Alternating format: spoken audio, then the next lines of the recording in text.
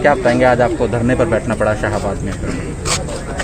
किसान शाहाबाद, पीपली, थानेसर, पेहवा, गुलाचीका, सीवन, पुंडरी, उत्तरी हरियाणा, खास तौर से कैथल, कुरुक्षेत्र के किसान से खट्टर सरकार दुश्मनी निकाल रही है। और इसीलिए हमने आज ये निर्णय किया कि कोरोना की महामारी के चलते केवल 4 आदमियों का सांकेतिक धरना पर मैं, मेरे भाई अनिल धनतोड़ी और कांग्रेस के दूसरे किसान साथी बैठेंगे।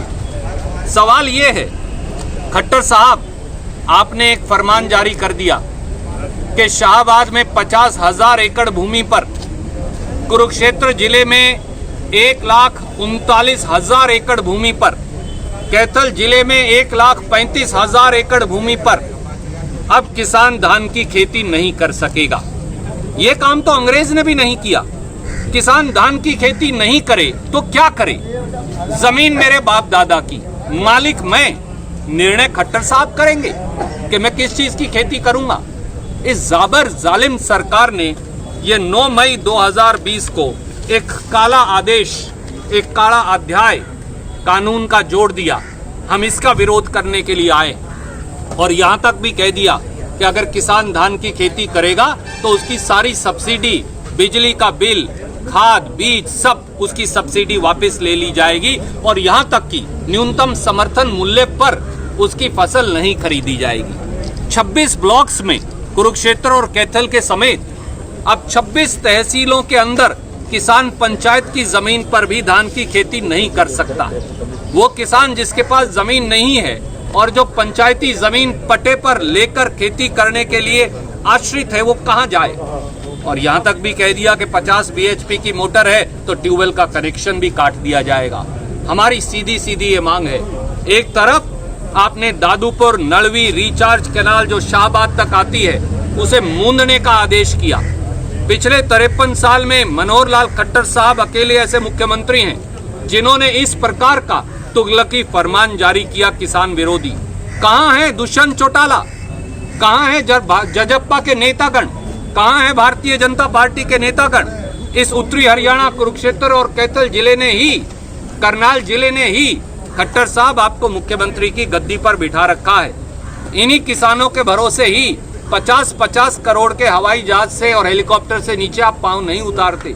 आप उन्हीं के पेट पर लात मार रहे हैं। और अगर किसान धान की खेती नहीं करेगा तो ये बताइए कि हमारे आड़ती भाई जो हैं, जो पूरी मंडियां धान के ऊपर चलती हैं, वो कहां जाएंगे? क्या उनका धंधा नहीं बंद हो जाएगा? इस पूरी GT रोड पर, खासतौर से कुरुक्षेत्र, शाहाबाद, कैथल के अंदर अगर कोई व्यापार है तो वो चावल का व्यापार है, राइस सेलर का व्यापार है, चावल निर्यात का व्यापार है। क्या वो व्यापार पे तालाबंदी नहीं हो जाएगी?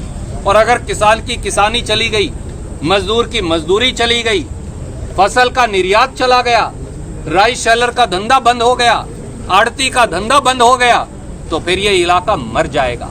खट्टर साहब, इस इलाके के खिलाफ इस प्रकार का तुगलकी और किसान विरोधी फरमान वापस लीजिए, ये हमारी मांग है। सर, दूसरी तरफ केंद्र की बात की जाए, आपकी पार्टी की काफ़ी सीरियस लीडर हैं मैडम गांधी, उन उत्तर प्रदेश में अगर वो आवाज़ उठाती है तो उनके निजी सचिव को मामला दर्ज किया जाता है। तमाम प्रकार की कोविड के दौरान उनको परेशानियाँ होती हैं। भारतीय जनता पार्टी की ये कहानी बन गई। लाखों करोड़ों मजदूर सैकड़ों हजारों किलोमीटर पैदल चलकर वापस जा रहे हैं उत्तर प्रदेश, बिहार, उड़ीसा, पश्चिम बंगाल। सरकार की जिम्मेवारी थी उन्हें बस देती या निःशुल्क रेल किराए पर लेकर जाती।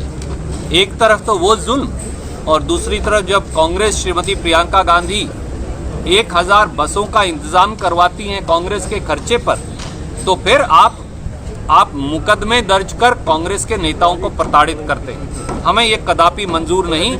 आदित्यनाथ उर्फ अजय सिंह बिष्ट जी की पोल खुल चुकी है। जी, आप जानते हैं कि 2017 में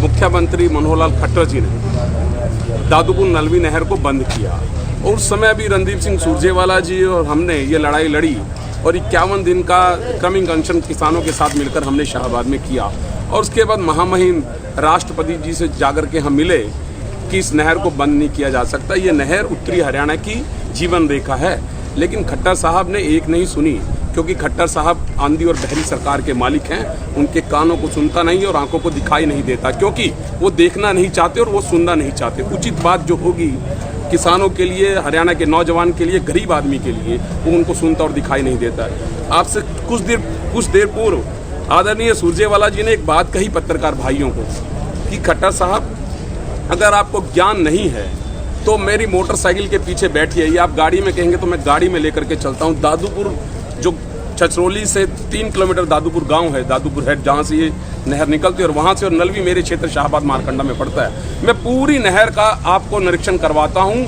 ये नहर इस इलाके की जीवन रेखा, ये उचित है, इसको बंद मत कीजिए। और आज जो खट्टर सरकार ने 9 मई को निर्णय लिया है कि किसानों के विरुद्ध कि किसान अब धान की रुपाई इन 9 ब्लॉक्स में नहीं कर पाएगा, तो निश्चित रूप से बहुत बड़ा, विस्तारपूर्वक बताया भाई साहब ने कि बहुत बड़ा लॉस है इस इलाके के लिए, बहुत बड़ा घाटा है। लेकिन खट्टर साहब आप जाग जाइए, वरना निरंतर हमारा ये धरना प्रदर्शन, अगर आप धरने प्रदर्शन से नहीं जागेंगे फिर हम सड़कों पे आएंगे। और अब ये कोरोना महामारी फैल रही है, इसके बाद अगर ये सुधार होगा इसमें, तो हम गांव दर गांव जा करके लोगों को जगाएंगे, किसानों को जगाएंगे, नौजवानों को जगाएंगे कि भैया ये बंदी सरकार बन के रह गई है। पहले नोटबंदी, फिर नहरबंदी और अब धानबंदी, और निश्चित रूप से आने वाले दिनों में लोगों की घरबंदी होने वाली है। कुदरत ने भी घरबंदी कर दी है, लेकिन ये निर्णय जो फरमान है ये मोदी साहब का है। तो निश्चित रूप से बहुत बड़ा आज घाटा है किसान को, और किसान जो है जाए कहाँ? किसान त्रस्त है हर चीज़ से। अगर किसान फसल नहीं लगाएगा तो खाएगा क्या और खिलाएगा क्या?